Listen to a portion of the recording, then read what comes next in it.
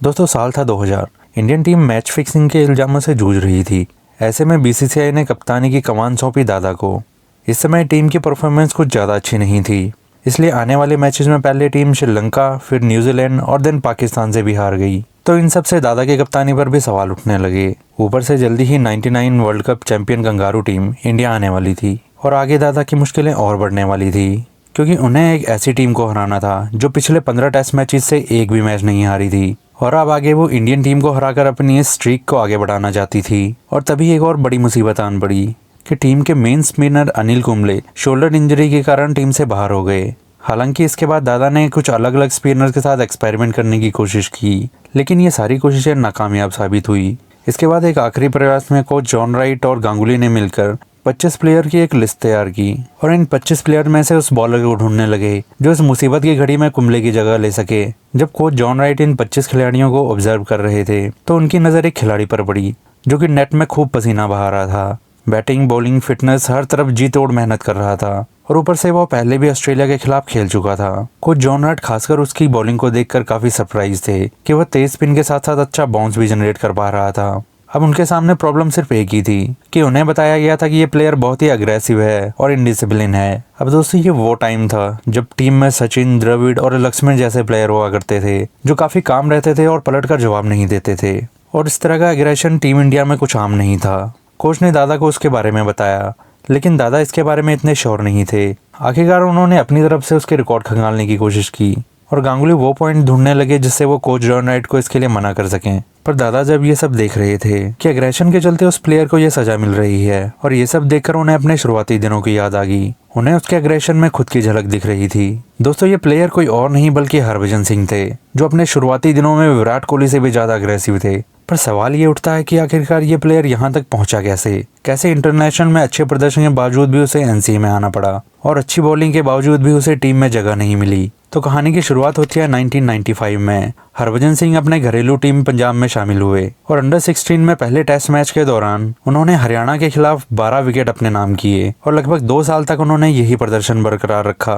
इसी प्रदर्शन के कारण उन्हें फर्स्ट क्लास क्रिकेट में डेब्यू करने का मौका मिला। वर्ष 97 में उन्हें रणजी ट्रॉफी में खेलने का मौका मिला और वहां भी उन्होंने जबरदस्त प्रदर्शन किया। और इसके बाद उन्हें 98 में अंडर 19 विश्व कप खेलने के लिए टीम में शामिल किया गया, जहां उन्होंने 8 विकेट लिए, जिससे नेशनल सिलेक्शन कमेटी का ध्यान हरभजन पर गया और भज्जी को नेशनल टीम के लिए चुन लिया गया। लेकिन उनकी ये खुशी ज्यादा देर तक नहीं टिकी, क्योंकि ऑस्ट्रेलिया के खिलाफ उनके करियर के चौथे मैच के दौरान जब भज्जी ने पॉन्टिंग की विकेट ली तो वे काफी अग्रेसिव होकर सेलिब्रेशन करने लगे, जिसके कारण उन पर एक मैच का बैन लग गया और साथ ही साथ भारी जुर्माना भी लगाया गया। और यही वो वक्त था दोस्तों जब उनकी मुसीबतें बढ़नी शुरू हो गई। इसके बाद उनके बॉलिंग एक्शन पर भी सवाल उठने लगे, जिसके कारण उन्हें एनसीए में भेजा गया ताकि उनकी बॉलिंग में सुधार किए जा सके।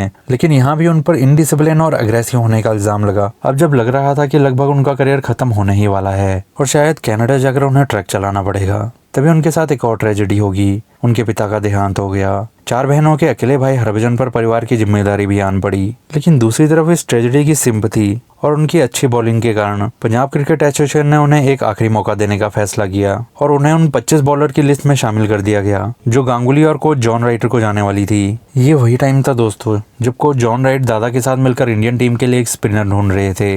दादा ने देखा कि उन्हीं की तरह भज्जी भी फुटबॉल से क्रिकेट में आया है, उन्हीं की तरह वो भी छोटे से डोमेस्टिक करियर के बाद नेशनल टीम में शामिल हो गया था। और सबसे बड़ी बात कि दादा की तरह टैलेंटेड होने के साथ साथ उसमें एग्रेशन भी था।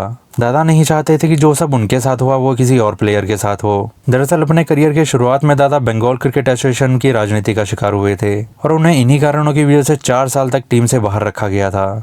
फिर काफी कड़ी मेहनत और एक मौके ने उन्हें टीम में वापस ला दिया जब सिद्धू गुस्से में एक सीरीज को बीच में छोड़कर चले गए। दादा जानते थे कि भज्जी को भी बस एक मौका चाहिए और वो कंगारुओं को उन्हीं की भाषा में जवाब देने की काबिलियत रखता है। तो फिर क्या था दोस्तों, दादा ने भज्जी को टीम में शामिल कर लिया और पूछे जाने पर उन्होंने जवाब दिया कि उसे ऑस्ट्रेलियंस के साथ खेलने का तजुर्बा है जो आने वाली सीरीज में उनकी मदद करेगा। आखिरकार दोस्तों वो समय आ ही गया और ऑस्ट्रेलियन टीम 2001 में 3 टेस्ट मैच खेलने के लिए इंडिया आई। सीरीज का पहला मैच वानखेड़े स्टेडियम में खेला गया और पूरे देश के मन में एक ही सवाल था कि क्या इंडिया कंगारुओं की इस विनिंग स्ट्रीक को, उनके इस विजय रथ को रोकने में कामयाब रहेगी या नहीं। दोस्तों टॉस हुआ और ऑस्ट्रेलियन कप्तान टॉस जीत गए और उन्होंने फील्ड करने का फैसला किया और जिसका डर था वही हुआ। इंडियन बैटिंग साइड कंगारुओं के सामने टिक नहीं पाई और बावजूद हरभजन के 4 क्रूशियल विकेट्स के इंडिया ये टेस्ट हार गई और कंगारू अपनी 16वीं जीत की खुशियां मनाने लगे। अगला टेस्ट था दादा के होम ग्राउंड पर यानी कि ईडन गार्डन में और यहाँ भज्जी का जादू चल गया। वे इंडिया के पहले टेस्ट बॉलर बने जिन्होंने इस फॉर्मेट में हैट्रिक ली। उन्होंने पहले रिक्की पॉन्टिंग, फिर एडम गिलक्रिस्ट और तीसरी गेंद में शेन वॉर्न का विकेट लिया और दादा को यह भरोसा दिलाया कि उन्होंने कोई गलत फैसला नहीं लिया था। मैच की पहली इनिंग के खत्म होने तक भज्जी के खाते में 8 विकेट आ चुकी थी और वीवीएस लक्ष्मण के 238 रनों की बदौलत इंडिया ने ऑस्ट्रेलिया को 334 रन की लीड दे दी और दोस्तों हरभजन ने इस इनिंग में भी झंडे गाड़ दिए। उन्होंने इंडिया के लिए 6 क्रूशियल विकेट लिए और कंगारुओं के इस विजय रक्त पर रोक लगा दी और दूसरा टेस्ट अपने नाम कर लिया।